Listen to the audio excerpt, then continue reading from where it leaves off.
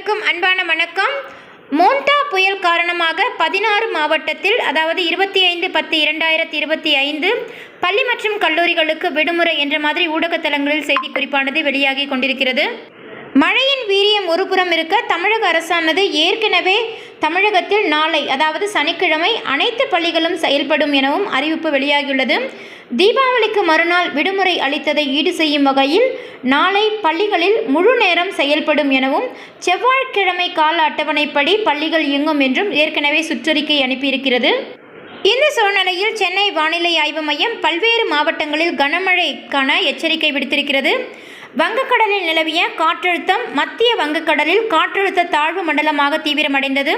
எனவே 26ஆம் தேதி ஆழ்ந்த காற்றழுத்த தாழ்வு மண்டலமாக வலுப்பெறும் என்றும் 27ஆம் தேதி காலை சூறாவளி புயலாக மாறும் என்றும் சென்னை வானிலை ஆய்வு மையம் அறிவித்திருக்கிறது. இதன் காரணமாக வரும் 27ஆம் தேதி சென்னை, திருவள்ளூர் மற்றும் ராணிப்பேட்டை ஆகிய 3 மாவட்டங்களுக்கு ஆரஞ்சு நிற எச்சரிக்கை அறிவித்திருக்கிறது. மேலும் இன்று இரவு 12 மாவட்டங்களுக்கு கனமழைக்கான எச்சரிக்கை விடுத்திருக்கிறது. சென்னை வானிலை ஆய்வு மையம் தமிழகத்தில் கோவை, குமரி, மதுரை, சிவகங்கை, தென்காசி, விருதுநகர், தூத்துக்குடி, நெல்லை, சென்னை, செங்கல்பட்டு, திருவள்ளூர், காஞ்சிபுரம் ஆகிய 12 மாவட்டங்களில் கனமழைக்கான எச்சரிக்கை விடுத்திருக்கிறது. இந்த மாவட்டங்களில் நள்ளிரவு முதல் கனமழை தொடரும் பட்சத்தில் மாவட்ட நிர்வாகம், மாவட்ட ஆட்சித்தலைவர் ஊடகத்தலங்களுக்கு விடுமுறை தொடர்பான அறிவிப்புகளை வெளியிடுவார்கள் என்று எதிர்பார்க்கப்படுகிறது.